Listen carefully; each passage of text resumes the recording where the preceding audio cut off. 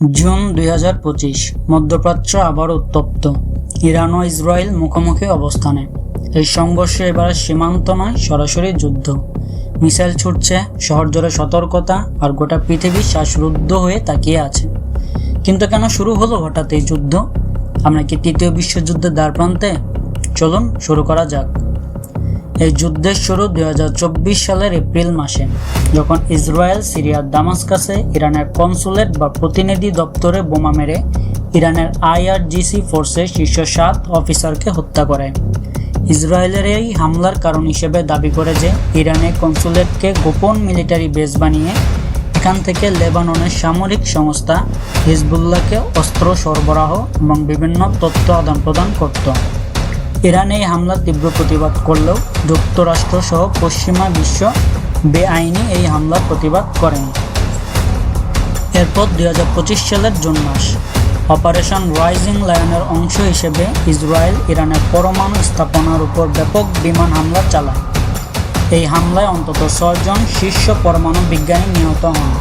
তাদের মধ্যে উল্লেখযোগ্য ছিলেন ফেরেইদুন আব্বাসি দাবানি, মোহাম্মদ মেহেদি তেহরানচি, আহমেদ রেজা জোলফাগারি দারিয়ানি।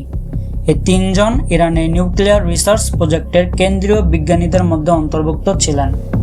ইরান তখন এই হত্যাকাণ্ডকে রাষ্ট্রীয় সন্ত্রাসবাদ বলে অভিহিত করে এবং এই ঘটনা শেষ অধ্যায়ে আমরা লিখব বলে কঠিন প্রতিশোধের হুমকি দেয়, যার বাস্তব রূপ দেখা গেল জুনের 12 তারিখ রাতে। ইরান সরাসরি ব্যালিস্টিক মিসাইল ও স্টেলথ ড্রোন ছুড়ে দেয় ইসরায়েলের সামরিক ঘাঁটির দিকে।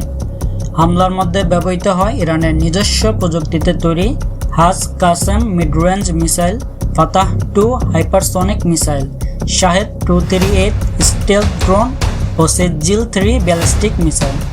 তাদের লক্ষ্য ছিল ইসরায়েলের রাডার ও Iron Dome air defence system. ইসরায়েলও সঙ্গে সঙ্গেই পাল্টা আঘাত হানে। তাদের F-35 যুদ্ধ বিমান ইরানের পশ্চিমাঞ্চলে মিসাইল লঞ্চার ধ্বংস করে এবং অ্যারো 3 এবং ডেভিড স্লিং মিসাইল দিয়ে ইরানের উপর আক্রমণ করে। উভয় পক্ষের পাল্টাপাল্টি আক্রমণ এখনও চলমান এবং দুই পক্ষের পারমাণবিক যুদ্ধের হুমকি প্রদান করে চলছে।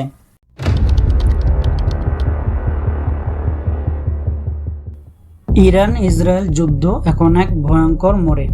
ইতিমধ্যে এই যুদ্ধ পারমাণবিক শক্তিধর দেশগুলো সহ সারা বিশ্বে প্রভাব ফেলছে।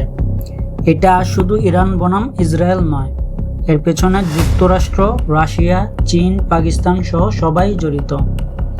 যুক্তরাষ্ট্র সহ কয়েকটি পশ্চিমা দেশ যেমন ইসরায়েলকে অস্ত্র দিয়ে সাহায্য করছে, অন্যদিকে রাশিয়া, পাকিস্তান, চীন সহ আরব রাষ্ট্ররা ইরানকে সমর্থন দিয়েছে।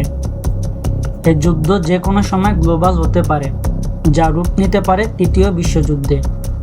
যুদ্ধ ছড়িয়ে পড়লে পারমাণবিক অস্ত্র ব্যবহারের সম্ভাবনাই প্রবল, যার ফলে হাজারো মানুষ মারা যাবে, অর্থনীতি ধ্বংস হবে এবং বিশ্বে দেখা দেবে খাদ্য ও জ্বালানি সংকট। এই যুদ্ধই কি হয়ে উঠবে তৃতীয় বিশ্বযুদ্ধের সূচনা, নাকি ফিলিস্তিনের ইস্যু কিছু সময়ের জন্য ধামাচাপা দিতে এই যুদ্ধ ছিল ইসরায়েলের একটি পরিকল্পিত চাল? এই বিষয়ে আপনাদের মতামত কমেন্ট বক্সে জানান। এরকম তথ্যবহুল ভিডিও পেতে চ্যানেলটি সাবস্ক্রাইব করে সাথে থাকুন। ধন্যবাদ।